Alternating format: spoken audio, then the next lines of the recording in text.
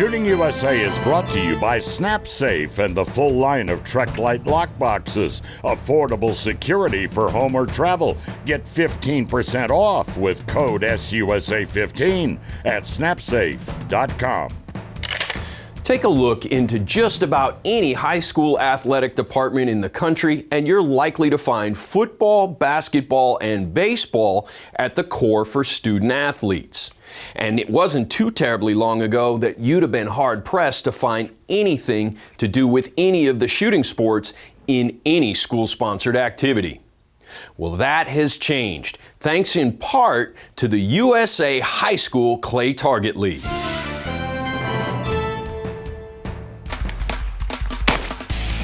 This amazing site is made up of nearly 2,000 high school athletes on a line of trap fields that stretches well over half a mile. They've come from all over the country to the Michigan Trap Shooting Association home grounds for the national championships of the USA-Highschool Clay Target League. We're the greatest overnight success that took 13 years to happen. Success is an understatement. John Nelson is president of the league, and he's overseen 13 years of astonishing growth. So the league started in 2008 with 3 teams and 30 student athletes. In 2021, we have 27,800 student athletes, 1,308 schools, and we're in 32 states. But what makes the USA Clay Target League any different from other scholastic clay shooting organizations in this country? We require schools to approve the teams, so we're the only school-sponsored, all-inclusive sport in the shooting sport community where schools are required to approve the team. One of those school-approved trap teams is the Orland High School Trojans. The Orland kids have driven all the way from Northern California for their first national championship. Ag teacher Anna Cannon is the head coach for the Orland team. One of the neat things about being a high school team is the older kids or the more experienced kids, they may not be older, help the younger kids or the new kids get in. One of those kids is Autumn Irvin, but to her teammates, she's Otter. So this is my real name, and then the name on the top is Otter. Everyone just started calling me Otter because Autumn was too hard. But they figured Otter was perfect because it's a spunky animal. I'm spunky, apparently. Apparently so. After only a year in the sport, Autumn has become a solid shooter and an important member of the team. Teammates, they've actually helped me a lot. They've pulled me through everything. We're like a family. Family means just that for the 5 team members of the Memphis, Michigan Yellow Jackets. They include 2 Rembowski brothers and 3 Pavey sisters. Our school had a trap team, so we signed up, and ever since then we've done trap and we've loved it. It's a good time shooting with my brother. We get down on each other sometimes because stupid stuff, but it's fun. So as with all families, there's a bit of sibling rivalry. It's always a competition between us, whoever shoots the highest or whatever. And then if we all tie, then we get mad. Sounds like siblings are right, but for parents Kevin and Dee Pavey, shooting trap came as a surprise. When they first came to me and told me they were going to join the trap team, I'm like, really? Like, that's awesome, you know? And yeah. I didn't even know we had a team. Cody and Ryan Rembowski got their dad Tom hooked. So between the Pavey and Rembowski families, we all shoot a winter league at our B&B's gun club, and I fell in love with it. On the Orland team, Otter's dad, John, was also surprised to learn about a high school trap team. She said, I want to trap shoot. And I said, you know what? If that's what you want to do, you go for it. A year ago, I didn't know how to shoot a gun. So the kids, a lot of them, it's their first opportunity to ever pick up a firearm. And so to get them past the fear is amazing. And then once you get past the fear, it's exhilarating for them. And it becomes a passion. And sometimes more than a passion. For some of these kids, it's life-changing. They typically aren't the jocks. They're not the tallest, the fastest, the strongest, the right gender, or they're in a wheelchair or have some type of physical disabilities. And that's where this program steps in. The kid that might not think he can play football or basketball or baseball or whatever it is, can come out here, shoulder a 20 gauge or a 12 gauge shotgun, and still be able to shoot and compete and feel accomplished at some sort of sport in life. We are on a level playing field. There's no bench warmers. Everybody gets to play, everybody gets to participate. This type of inclusion in a school-sponsored activity can change a kid's life. We know that those kids that participate on school-sponsored activities do better in school, they do better in life, they tend to go to college, they stay away from alcohol and drugs, and so it's a great school-sponsored activity that keeps them engaged. And it's a lifelong skill that doesn't have to end on graduation day. We're grooming our next leaders in this association, in this league, and these kids are going to become movers and shakers in the world, in the nation, in their hometowns, and it's all going to start here on the shotgun range. To say that the USA Clay Target League's program is a success would be an understatement. Since it began, they have had over 150,000 student athletes through the program with more than 75 million trigger pulls and not a single reported injury. Simply put, clay target shooting is the safest high school sport. And high school clay target shooting can also be the most inclusive. There are no limits on who can participate. We'll meet a team that proves that next. Tested, selected, and fielded by a specialized group within the U.S. DoD, the 6mm ARC is purpose-built to achieve unmatched performance never before delivered from the AR-15 platform. The 6mm ARC is suitable for a variety of applications, from personal defense, match shooting, as well as hunting. Designed to meet the demanding needs of the world's toughest critics, the 6mm ARC, a truly advanced rifle cartridge from Hornady. Making it to the national championship is a huge accomplishment for any of these teams.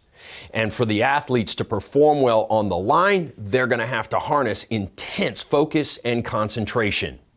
But where does that leave the kids who struggle with those traits on a daily basis?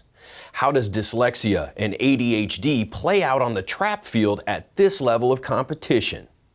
Well, if you're thinking that it will hold them back, it's time that you met the Groves Academy Griffins. High school senior Thomas Enger is here for his first ever time to compete at the Nationals. I'm shooting with a great group of guys. We've been shooting all year. I can't thank them enough. Kind of like a big state fair, except you got guns and a bunch of buddies.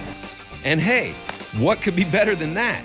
Thomas graduates this year, and it looks like he's determined to break a lot of clays on his way out. He's never broken 75, but now he's inching up on 100 straight clays in a row, and it's a nail biter. But for Thomas, there's even more at stake than shattering a personal best. Made a bet with my buddy that if he beats me, I'll buy him lunch, and well, I don't really feel like paying for lunch. Teammate Benji Paxton's too busy with his own shooting to think about Thomas's record. Not that he isn't interested. I'm the one who made the bet with him about dinner. All bets aside, Benji's feeling pretty good about his own run. When I first started, I was really bad, and I was just happy to break one. I kept practicing because I wanted to get better, because I was very invested in sport. That's a sentiment shared by Benji's whole team. But for these students from Groves Academy in St. Louis Park, Minnesota, the path often requires a different way of learning. We all go here for a certain reason. For me, I'm dyslexic, so they help us. They're a school that helps us with their learning devices. Their approach to learning with dyslexia and ADHD is what sets Groves Academy apart. Groves is one of the premier schools in the country that works with kids that have those kind of learning differences. Head coach Rich Knowlton and technical coach David Seidel know very well just how important this team is to these kids. We do not have a baseball team. We do not have a football team. We don't have a track and field team. So most of these kids, this is the only team they've ever been on. And for David and I, what's great about it is that this gives them a chance to be a participant in a team sport. Tom Iverson is one of those students. Groves has transformed my life, and I've made a lot of close friends. For Tom, time on the trap field means a break from the rigors of study. I just get to go out here and have fun for a few hours, and give my mind a break. And the right state of mind is important in a game that's just as much mental as physical. It's a technique senior Daniel McHenry strongly subscribes to. I let the mechanical part of my brain do the work. I don't like to get too emotional, not too excited, not too angry. So kind of like, in the middle, very, I guess, Zen mode. So it's like really focused, not thinking. Now remember, staying really focused is a skill that a lot of these students work pretty hard on to master. Developing the right training routine is where technical coach David Seidel steps in. One thing that was good is try and get the same 5 shooting together all the time. That was number one, so they knew exactly what their position was when they started out, and then work them into, I call it a shooting rhythm, so they didn't have time to be distracted. So the one shooter, by the time he got to 5, about every 30 seconds or so, was his turn to shoot again. And they got used to that exact position and that exact rhythm.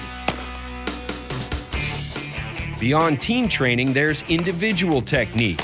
Daniel McHenry's is as impressive as it is effective. We asked him to break it down for us. I kind of like to I actually kind of do this sort of like chicken wing style. I do more of this to help stabilize it. Hey, you can't argue with what works. Just ask Coach Knowlton. First year in our conference out of 8 teams, we took dead last and we weren't even close to 7th place. This year we won state up at Alexandria, Minnesota. We're in the small school division, so we had 72 teams and we took first place. Now that's something any team would be proud of. Of course, there's plenty of individual pride on this team too. And I got my first 25 during my first year. I was just like, yeah. To me, it's all about building self-esteem, feeling good about themselves, and that's what's happening for a lot of them on this team. That's what I did with trap, and it helps me look through life saying, set a goal for yourself and try to go towards it. And it's working for me. And it's working for Benji's teammates too. But what about Thomas Enger's run to 100 straight broken clays? Well, he finished one short with 99 in a row. I was actually on Station 1. I was thinking, God, where we make reservations tonight for dinner? And I pulled up and I was gone. Is he disappointed? No way. For Thomas and the whole team, it's one more in a long list of achievements to be proud of.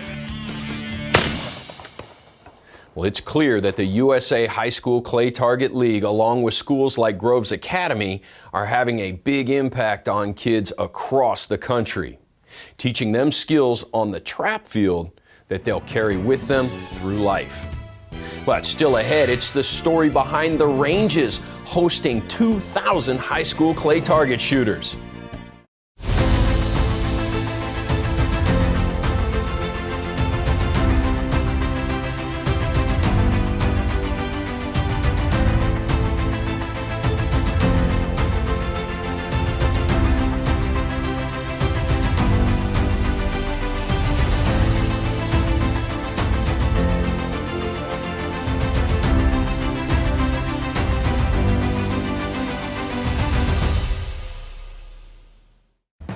Here's something to consider. There are 2,000 high school athletes at this national championship, but there are an additional 4,000 in friends, family, and faculty. So where do you find a venue that can safely and effectively host this many people for 3 consecutive days of shooting? Well, luckily for the USA Clay Target League, it's a place that has welcomed them since the beginning. It's the MTA Home Field in Mason, Michigan. Since 1958, this massive range has been home field for the Michigan Trap Shooters Association. On any day, this place is no small operation, and this isn't just any day. At times it's overwhelming. Jeff Russell is the manager here at the MTA Home Field.